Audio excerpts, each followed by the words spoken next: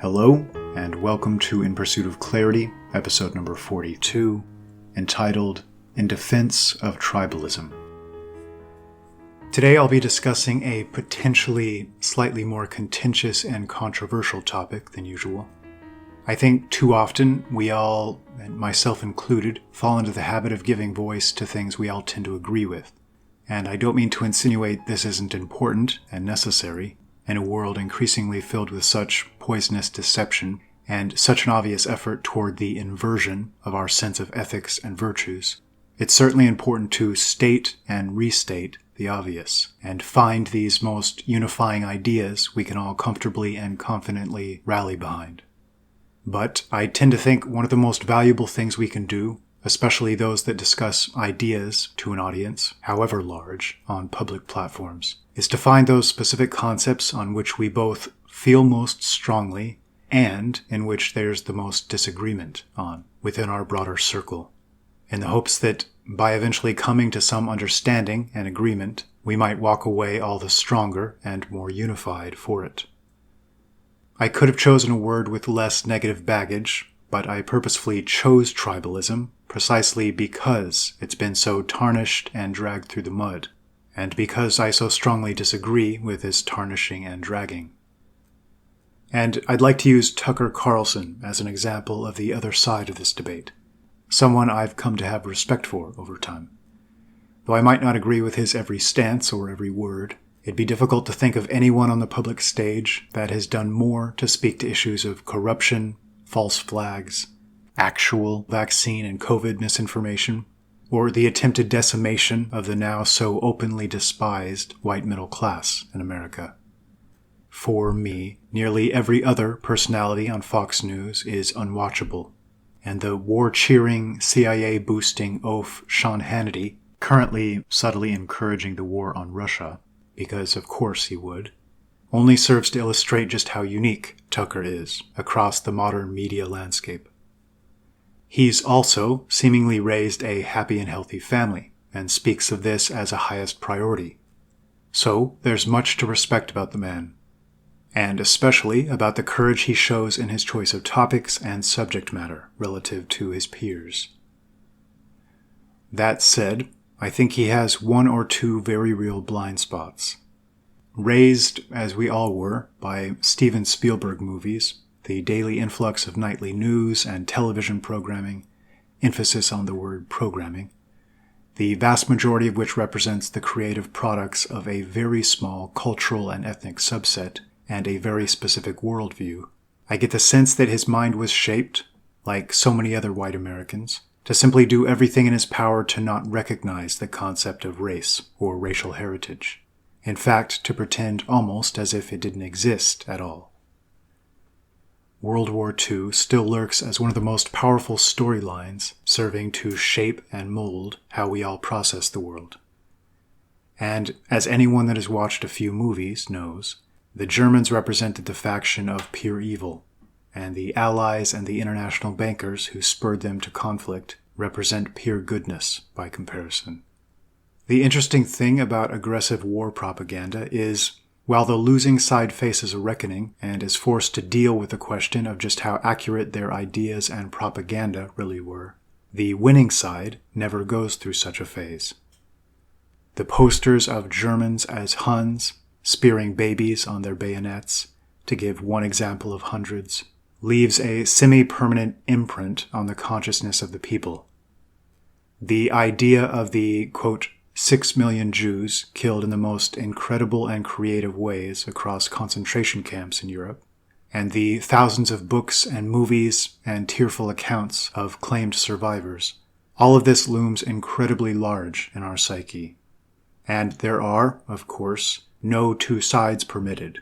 A person that points out Red Cross census figures of the worldwide Jewish population before and after the war, for example, or that only those camps liberated by the Russians were, quote, reconstructed to insinuate gas chambers, might even still be shouted down as a crazed conspiracy theorist, fueled by their hatred. Very often by the same people that refuse to even recognize the tens of millions killed via consciously orchestrated mass starvation in the Holodomor. So powerful was this World War II mythos that it might be considered to have become a foundational element of culture and character that defined us as Americans. Even after our greatest general spoke so openly and courageously about how we'd essentially opened the door for the triumph of communism across the world, even after he was so obviously killed for these words and his related actions, the vast majority of the American public simply chose to ignore it all and strut around as the, quote, good guy, as if those legitimately brave men who stormed the beaches weren't being used or misled, but were instead preserving all that was good in the world against all that was bad and evil. Even today, you'll see many older Republicans and conservatives using the, quote, Nazi boogeyman in memes and maxims and various cliché statements as they refer to far leftists and communists brazenly taking over our nations and powerful institutions. Their heart may be in the right place, but their minds are acting in accordance with a mode of subtle mental conditioning, causing them to completely misunderstand the powers and factions and machinations behind the scenes. Now, I don't mean to insinuate Tucker is this far gone, but a remnant of this manner of thinking, this mythos and this approach to the world, is that tribalism is dangerous, destructive, a net negative without redeeming characteristics. And our present environment, when looked at in just the right way, from just the right angle, might seem to support this notion. After all, it's obvious to anyone paying close attention that nearly all of the increasingly powerful minority groups being catapulted to such immense power and influence as of late share a single common characteristic. They all have the same foe, the same targets of their hatred. White people, males, the patriarchy, Western culture, those that believe in Christ or worship God. In short, any and all parties most responsible for building civilization as we've traditionally known and defined it. So, because tribalism is so obviously being used as a means to destroy us, why shouldn't we oppose it universally? So goes part of the argument from this side of the fence. And they're right, our opponents do seek to divide and conquer. There's no doubt about this. And they're even right in stating that racial animosity is obviously a significant part of this process. But in my opinion, they seem to miss such a key aspect of all of this. Those currently in power aren't setting every race or culture at one another's necks. They're setting every race and culture at our necks. This is such an enormously important distinction to face up to. Those who recognize it, and those who fail to recognize it, end up in polar opposite camps on this topic, accordingly. Those individuals and factions seeking ultimate power know full well that their foremost opponents are naturally the descendants of the men who built the nations they're seeking to hijack and subvert. Pretending their goal is to simply pit every group equally against every other group is nonsense. There is precisely zero messaging put out by their organs of influence in media, entertainment, politics, or academia that shows any desire to pit white people against other peoples. Zero. None. It doesn't exist. The goal, then, is to unite several groups against one group, and until we're able to admit and recognize this fact, we'll be fighting imaginary battles, tilting at windmills, swatting at branches and spinning our wheels, and more, losing control of our own destiny with each passing day. There are dangers that come with a certain type of tribalistic thinking, because there are immense dangers that innately come with pride. But it's my contention that what I'll call positive tribalism is ironically the cure for what ails us, and even a necessity at the moment. We must learn to start embracing our own and rejecting the idea of giving such a wealth of time, energy, money, power, attention to obvious ideological foes. One of the age-old methods of the skilled subversive is to think in a tribal manner and encourage the same among his own and his allies, while doing everything in his power to discourage his foes from doing similarly. It then becomes a case of unity versus disunity, and if they're able to maintain this framework, the end result is inevitable. It's been said that the greatest trick the devil ever pulled was convincing the world he didn't exist, and there's much truth to this now cliché saying. But I think one could go even further and add that certainly one of the greatest tricks his dutiful band of adherents ever pulled was to encourage intolerance and tribalism among their own, and the polar opposite among all others. And this particular framing will likely lead many listening to see these two behaviors as evils. But this is the myth I'd like to help dispel with this cast. These behaviors can manifest in positive or negative, noble or ignoble, just or unjust ways, but absolutely aren't evils in and of themselves. And in fact, in their ideal form, free from pettiness and blind hatred and any egotistical desire to enslave or dominate, I believe they're not just behavioral traits capable of producing the highest good, but in fact necessary to produce the highest good. To deal with the easier one first, quickly, to get it out of the way, as it's not the topic of this cast, tolerance easily ranks as one of the most profoundly misunderstood and misused terms in modern usage. To give a quick and obvious example to explain why, let's resort to some extremes.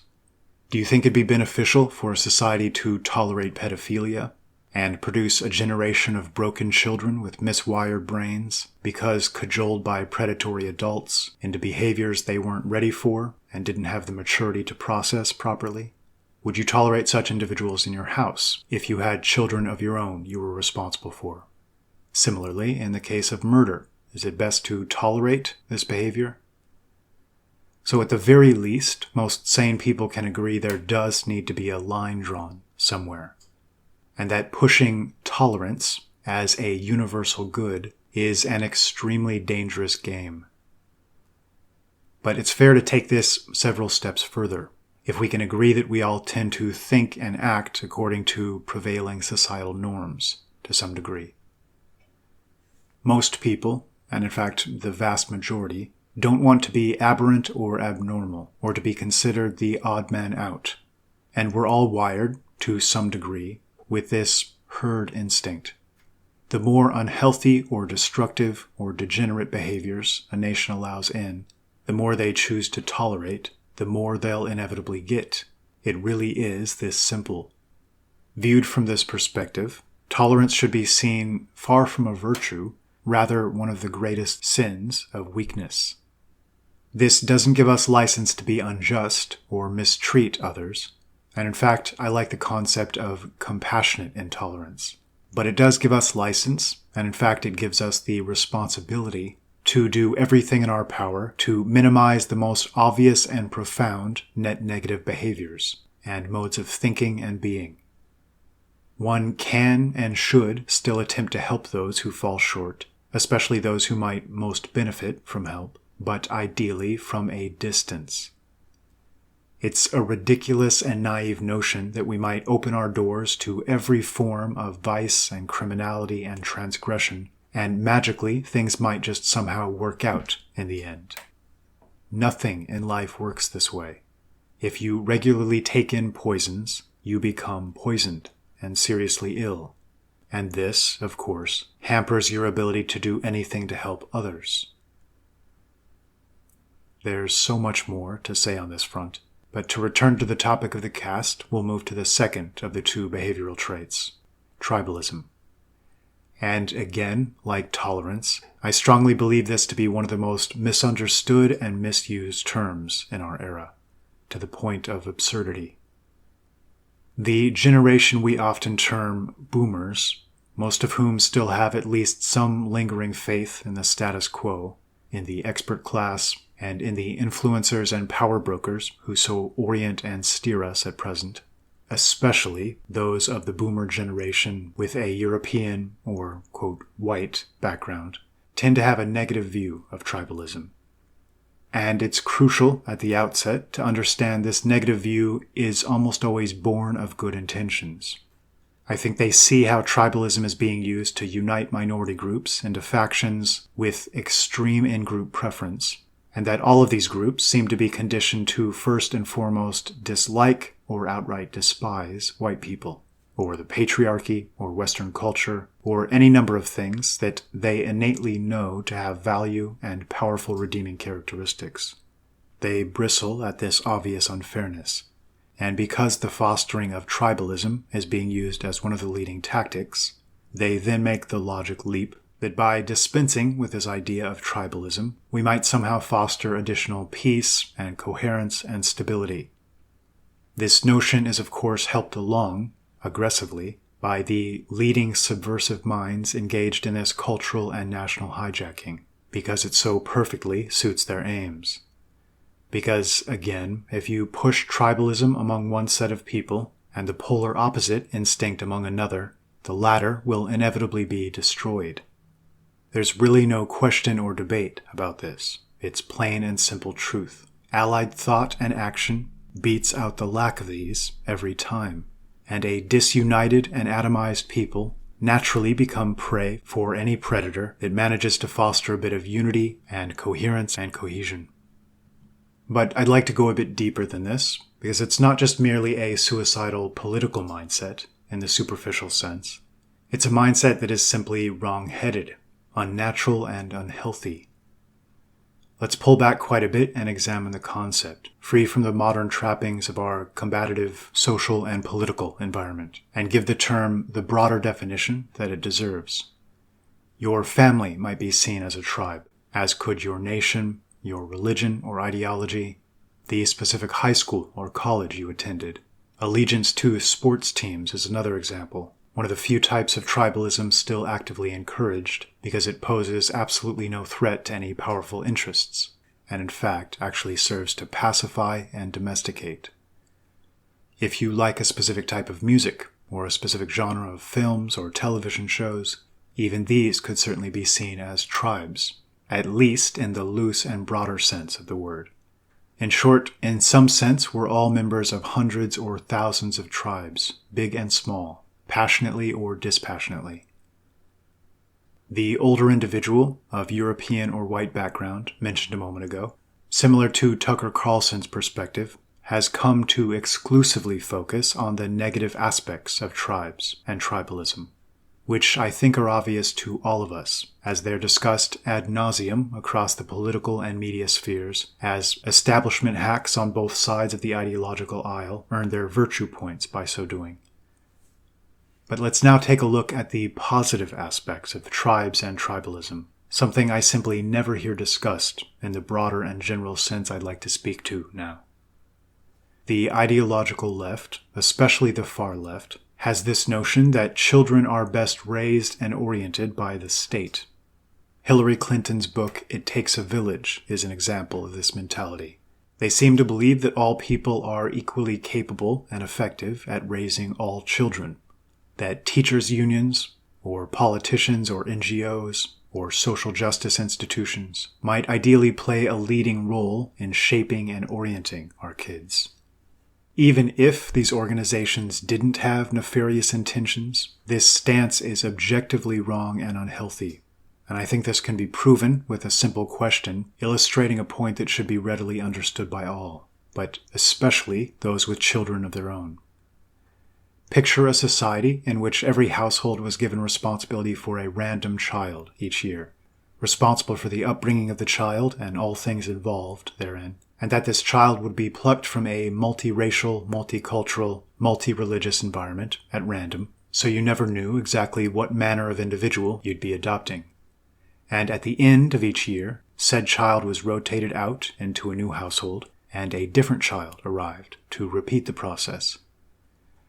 Over time, broadly speaking, do you think your parenting might be as attentive or caring or enthusiastic and proactive as it would be if the child were your own? The answer, of course, is absolutely not, and nobody can or should be blamed for this. We are wired, as human beings, at the deepest levels, to have greater care and love and devotion for our own children. This can't be faked or mimicked or artificially produced. It's very real, very natural, very innate. And this is the crux and foundation of what might be called positive tribalism. It's an absurdly naive idea, and I'd include utopian and idealistic here, but I don't even think it's worthy of these labels. To believe that human beings might someday act contrary to their nature in this regard, and begin to feel equal resonance with every individual that crosses their path. The various minority groups that have been so sold on tribalism and in-group unity know this full well.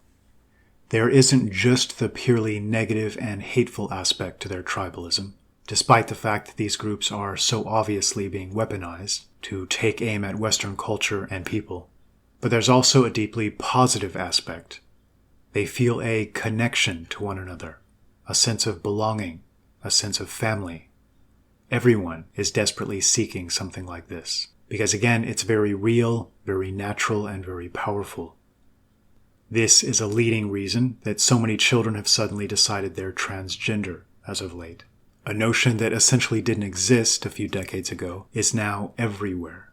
Making this life choice immediately makes them part of a tribe, and especially for self-hating white children, taught to despise themselves and their parents and their roots and ancestors and culture, they can move from a position of zero tribalistic resonance and deep personal connection to the opposite.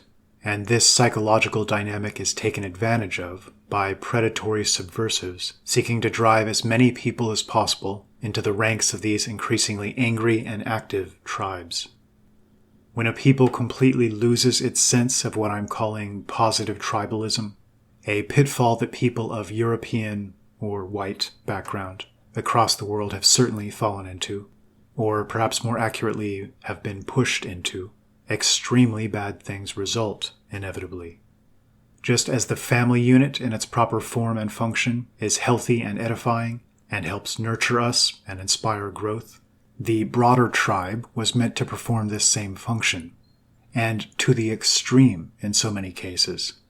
I think this is what we completely miss about positive tribalism in our age. It has the power to improve virtually every aspect of life. When you know that there are others out there of similar mindset, who love you and care about you, who perhaps have similar goals and aims, opinions and ideas, a similar orientation and fundamental framework, this is extremely beneficial to a person, psychologically, spiritually, even physically. Countless studies have proven the effects of loneliness and isolation and atomization on stress and depression, on motivation. When we have no tribe that loves us, and perhaps even more importantly, no tribe that we love, to fight for or work to help and improve and cultivate and defend, it's easy to wonder why we should get out of bed in the morning. Life loses a great deal of meaning. The best way to frame it is that it's as if energy is being irrevocably siphoned and drained. Energy that was intended to be a natural part of our existence as human beings. Sports provide the simulacrum of this tribalism, but in such an artificial and far-removed way that it ends up being far more of an insult than a help. Individual sports stars tend to not even be from the regions their teams represent anymore. Just more atomized individuals being purchased by the highest bidder and formed into artificial tribes or teams accordingly. Teams that usually aren't fundamentally different from one another in any significant way. And people can sense this, even if they don't necessarily want to, and live in denial accordingly. Even the most rabid fan of a given team can't possess even a portion of the deep personal connection that was felt for the far more real tribes of our past. There are no blood ties, no cultural or historic ties, no real political or ideological ties. The tribalism in the modern sporting world is almost entirely artificial in every way.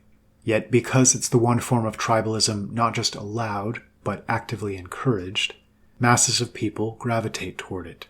Again, because of that deep and desperate need and natural instinct to be a part of something greater than ourselves.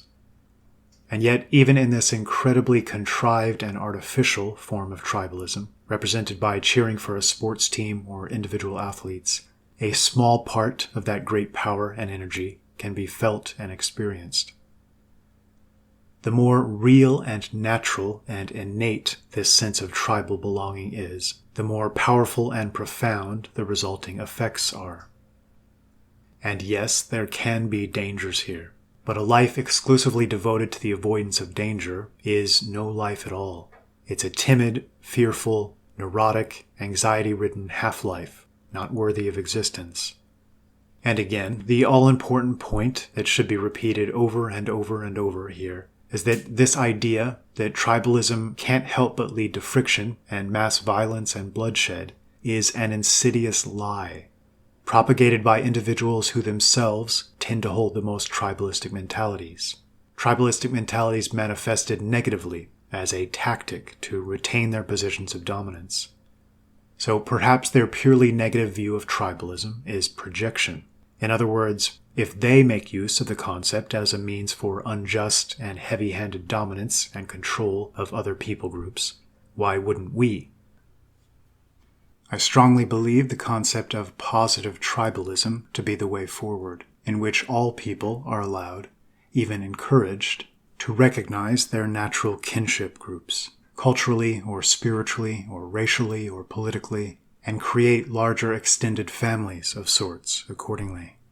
Coupled with the foundational understanding and mentality that just because we happen to be working most actively for the betterment of our own nearest and dearest, this doesn't mean we wish harm or failure on others. It should be quite the opposite, in fact. And when one group sets its own house in order and cultivates enough robust health and happiness and right order, they're then able to extend a helping hand to others, to the extent that it's welcomed. Some of you might be wondering, all this talk about being less tolerant, more tribal, isn't this unhelpfully divisive? I'd object that while it may be divisive, it's helpfully divisive. In a very real sense, our goal should be to divide. Jesus himself speaks of tares and wheat, and that he came to bring a sword, and in some extreme cases, even set son against father, or brother against brother. Yet we have to take care to divide carefully, prudently, and properly. I strongly believe our goal at this point in time has to be to unite our own, but to also create a clear dividing line. This concept of universal unity strikes so many of us as hollow and dissonant because intuitively we recognize something wrong with the idea. We shouldn't be seeking a middle ground between our own notions of right and those of a transgression-obsessed radical leftist, for example, seeking to fundamentally reorient our children.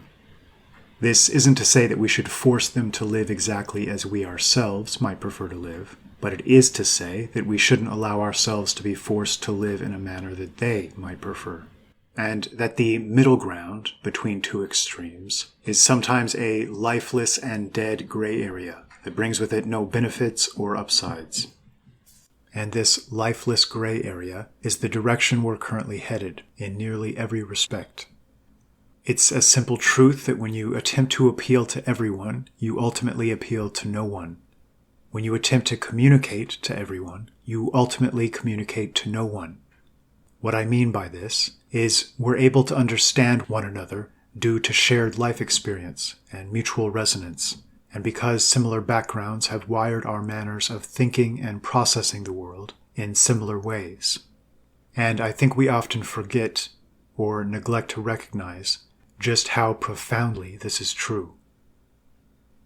Two rough Appalachian types in the hills and mountains or backwoods of the United States are capable of a type of conversation that few others listening in, raised in very different environments, would fully understand.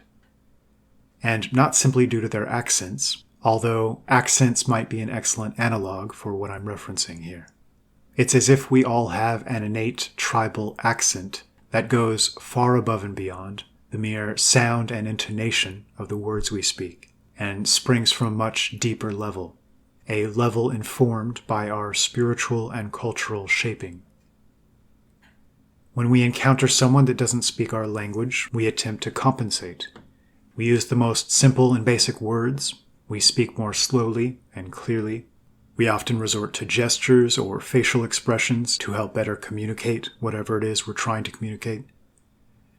And yet, let's say this is a newly arrived immigrant you're dealing with.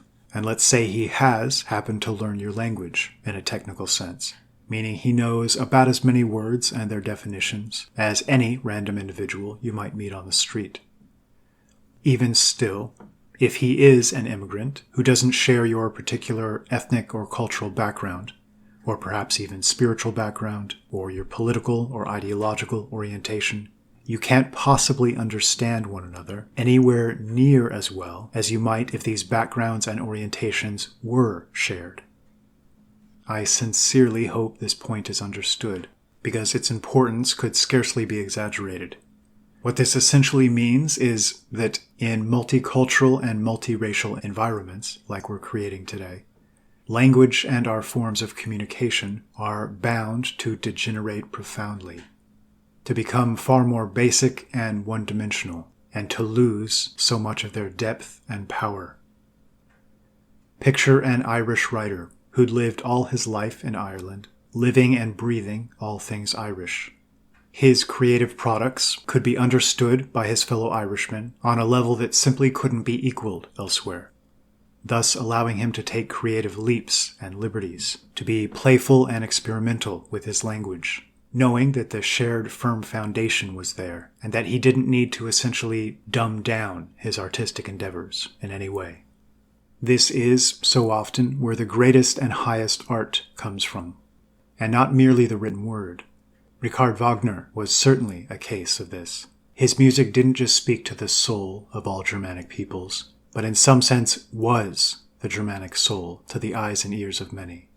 Not necessarily overly complex or sophisticated, but deep and profound, and thus powerful and moving.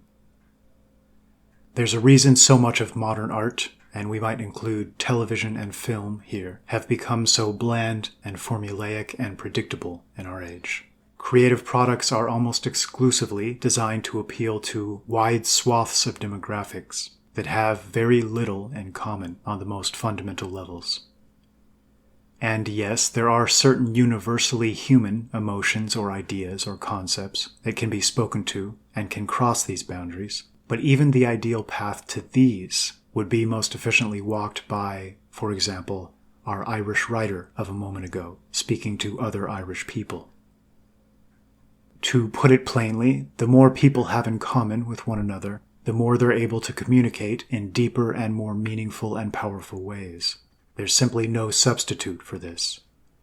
Just as most of us have a favorite immediate or extended family member we tend to get along with and communicate so efficiently or effectively with, or just as identical twins, to use an extreme example, so often speak of practically reading one another's minds, so clear is the communication pathway, and so similarly wired is their means and methods of processing the world. It's no different on the macro level. And it's not just the artistic domain that suffers, of course. It's virtually every sphere. There's something very comforting and comfortable about this feeling of family, of resonance and connection. To zoom in to the more superficial and practical, it's also what encourages us to obey laws, to pay taxes, to keep our lawn in order, or avoid littering, or any number of things, big and small, with the power to improve or degrade our general environment and our lives. It's what encourages men to go to war and fight and die for their nation. It's part of what encourages women to create and cultivate healthy families. To again resort to an extreme example to illustrate the point, if you throw millions of people with completely different backgrounds into a single region, what results isn't so much of a nation as it is a shopping mall or a hotel or a refugee hostel. And that's the best case scenario. Worst case, it's an unending battleground of violence and injustices. Virtually everything that makes a nation great, or happy or healthy, or well-ordered, or creative and productive, hinges upon this mutual love and resonance, hinges upon a very real form of tribalism. I think it's a mistake to believe those currently in charge don't recognize this, or that they truly believe their current mode of open borders and mass importation of peoples is a recipe for a successful nation. They push these ideas because it's a recipe for their own success, that is to say, their financial success. and a further securing of their positions as the administrative class, lording themselves over a chaotic sea of peoples, who could never hope to find enough unity to create any threat to their own power. It's no exaggeration to state that most of these within this administrative class have come to see people as economic units, and that for the most part their aim is to find a way to most efficiently exploit said economic units. It's parasitism that leads to the pushing of this abomination of the modern state. I've always appreciated Aristotle's definition of what a nation should be, something akin to a friendship and ethnocultural consensus. To quote an excerpt, "For Aristotle, democracy is possible only within homogeneous ethnic groups, while despots have always reigned over highly fragmented societies. A multi-ethnic society is thus necessarily anti-democratic and chaotic, for it lacks philia, this profound flesh and blood fraternity of citizens. Tyrants and despots divide and rule. They want the city divided by ethnic rivalries. The indispensable condition for ensuring a people's sovereignty, accordingly, resides in its unity. Ethnic chaos prevents all philia from developing." End quote. This same work goes on to speak of how the French Revolution, which, as we've discussed in the past, was so clearly orchestrated by Masonic and banking interests, had the effect, for the first time, of envisaging man as a mere resident or a consumer. It's difficult to understand how any rational person, not in a position to directly benefit, as these banking interests or Masonic lodges so plainly were, could view this as a net positive shift. We've seemingly forgotten what it means to be a nation, or perhaps we've been made to forget. And this is why the Ben Shapiros or Dave Rubins of the world have been able to attain such an audience by incessantly discussing systems, as if they're both the cause of and solution to our pressing problems. Meaning a socialist system versus a capitalist system, or democracy, or fascism, or republic, or monarchy. These things do indeed matter, but to pretend they're at the heart of the problems we face is incredibly far off the mark. When the great sage Solon was asked, "What is the best constitution or system?" he's said to have answered, "First tell me over which people and at which time, and I will answer." He knew what all great men of his age seemed to understand so clearly, that it's not the external trappings that make a nation rise or fall, great or destitute. It's not mere superimposed economic or political structures that matter most, and there are no systems that simply work universally. It's the deeper things that most shape a nation's future, specifically the nature and character of its people, their place in the world and their prevailing environmental conditions, and factors like social cohesion and unity. In defense of those well-meaning people that do believe they're objecting to tribalism, and especially European or Aryan tribalism, for example, for all the right reasons, I don't want to minimize the possible dangers or downsides. I do believe they're incredibly overblown and exaggerated and mischaracterized, but they're not non-existent. I mentioned my belief that positive tribalism seems an ideal path forward, and in fact at this stage a necessary path forward. So I'd like to elaborate a bit more on the positive aspect, to be sure I'm fully understood here. I believe the ideal form of tribalism would be motivated by love and brotherhood first and foremost, and not just with regard to those in your own tribe. The strongest expression of these sentiments would be directed internally, just as parents give preference to their own children, just as family members tend to have a stronger bond with one another than they do with outsiders. But such a tribe wouldn't be seen as a means or method toward the domination or subjugation of others, or mistreatment or injustice in any way, shape, or form. Quite the opposite. Tribes can help one another in countless ways, and lose nothing for it. And speaking personally, I'd prefer to be part of a tribe that aimed to do just this. The moment they had their own house in impeccable order, and had the time and energy to spare, they might then share what they've learned to help others do the same, especially in prudent and well-considered ways that don't have the potential to cause longer-term issues. One of the most obvious ways this help might manifest, if we take present-day situational conditions as our model, would be to assist other tribes in breaking away from any and all parasitic elements who might be benefiting from their hard work, while contributing little to nothing in return. In fact, in some sense, there might manifest some umbrella unity of tribes who then form an anti-parasite alliance of sorts, working together, albeit at a distance, to help break the monopolistic stranglehold on power such parasitic institutions are so prone to attain. But at present, I think we need to first deal with our own paralysis and pathology, of a sort and to a degree that causes much of the rest of the world to look on white Americans, and white Europeans too, frankly, to some degree, with wonder and confusion. Never has a people been so pathological in their self-hatred, their ignorance of their history and culture and roots, in their willingness to flippantly mock and deride their ancestors and their accomplishments, and the sturdy foundations they so lovingly and painstakingly labored to build. This is an insidious mind virus at work, and it certainly seems to be a purposeful and conscious effort, very much by design. And it's telling that those most infected by this virus, those most pathological in these regards, are almost without exception those who watch the most television and movies and legacy media. The correlation is almost exact in my experience. I think people often have a one-dimensional notion of how propaganda works.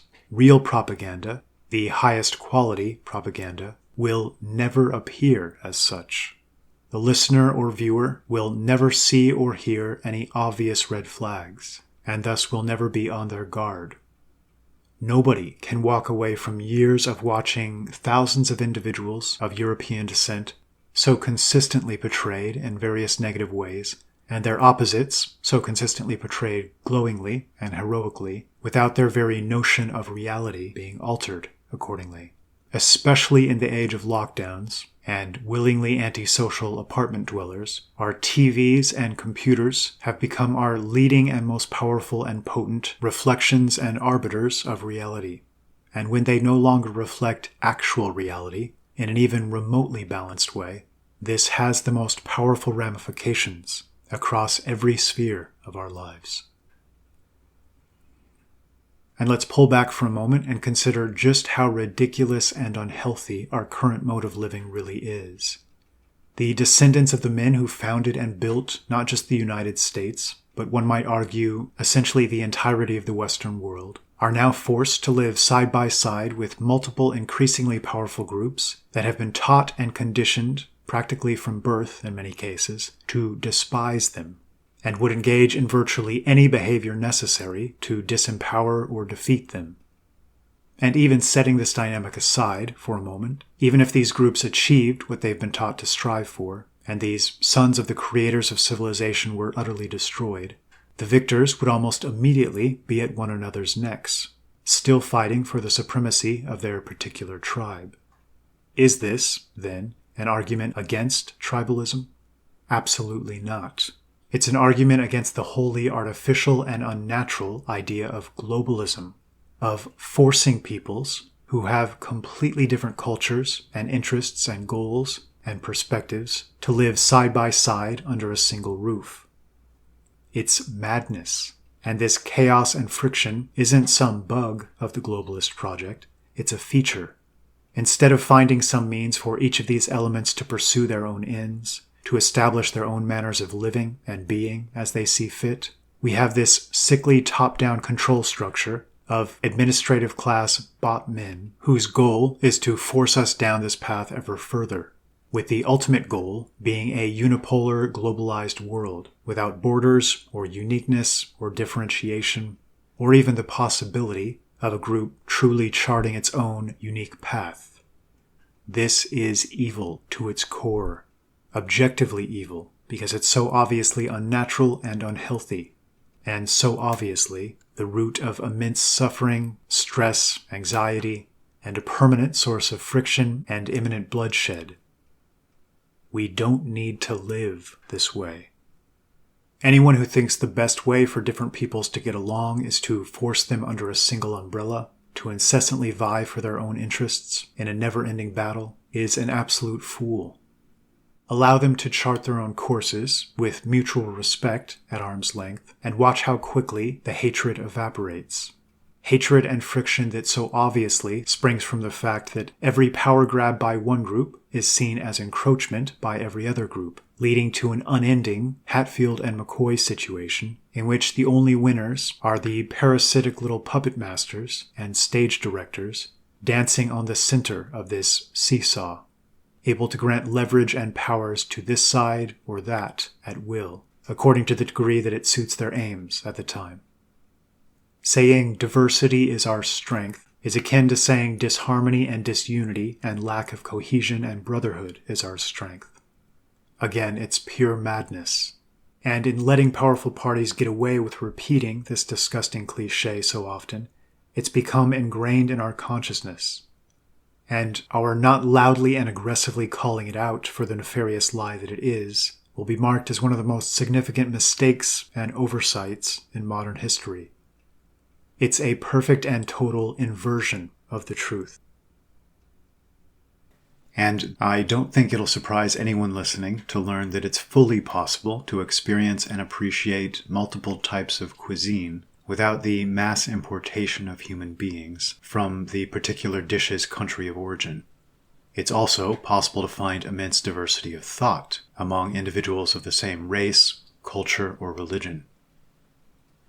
And the beauty of this particular type of diversity is that it represents subtle variations on a common foundational theme, meaning instead of a collection of individuals pulling in opposite directions and thus canceling out one another's expended energy, you have individuals pulling in a broadly similar direction, with the tribe as a whole serving to correct for individual errors or extremes, providing all the more confidence in the compass orientation.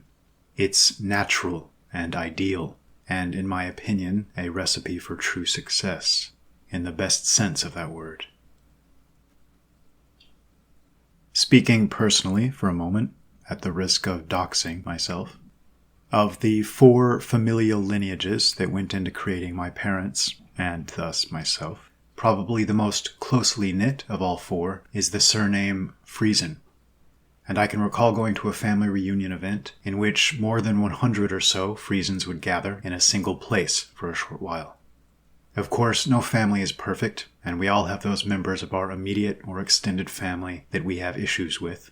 But I can still recall the overriding feeling, even as a child at the time, that this was home, in a sense.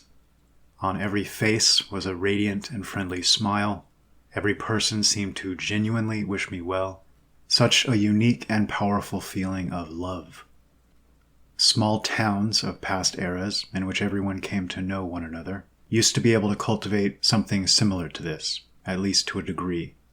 And it's hard to emphasize how much this can add to life, and how much it's capable of improving us and better orienting us, making us into happier and healthier people. A place like New York, by contrast, famous for its curt rudeness and lack of warmth, is the opposite. And in a multicultural nation devoted to an economic bottom line, all cities and towns will slowly gravitate toward just this. In such an environment, one inevitably begins to look upon those they pass on the street with suspicion. A detached and alien coldness pervades. Human beings weren't intended to live in such environments. They simply don't suit us. And it's not even about population size or a hectic or congested environment. It's about the lack of familiar bonds, the lack of trust and mutual love and respect. This is the manner of living that someone who viewed human beings as a mere commodity might prefer. But we're not meant to be cogs functioning within a vast impersonal machine. It's fundamentally indecent and ignoble and draining. And nobody has to live like this.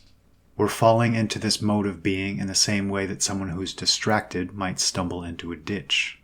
Pulling ourselves out of this ditch and preventing others from falling into it in the future requires fully and comprehensively understanding just how dangerous it is. and just how much superior other paths might be in comparison.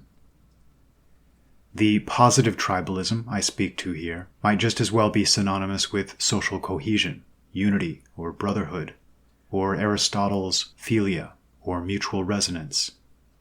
And with it as foundational ingredient, we're able to live far richer lives and accomplish far greater things. It's not just history that stands as testament here, but intuitive logic, or deductive judgment, or common sense.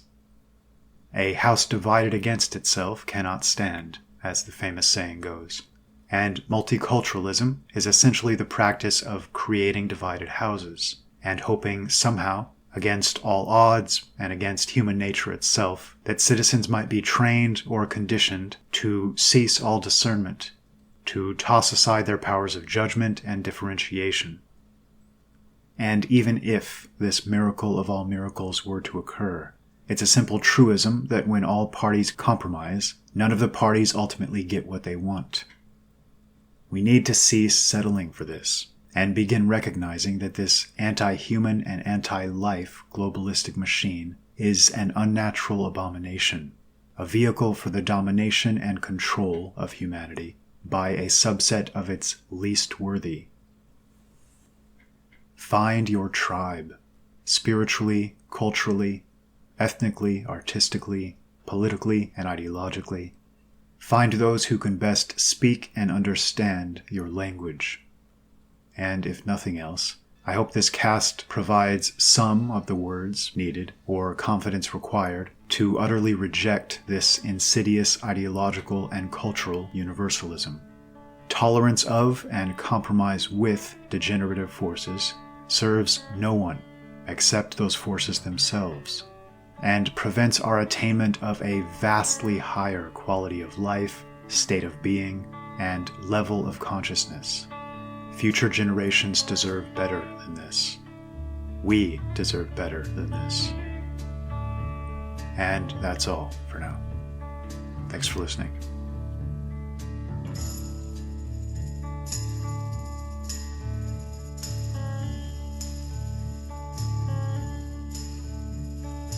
This is the end, beautiful friend.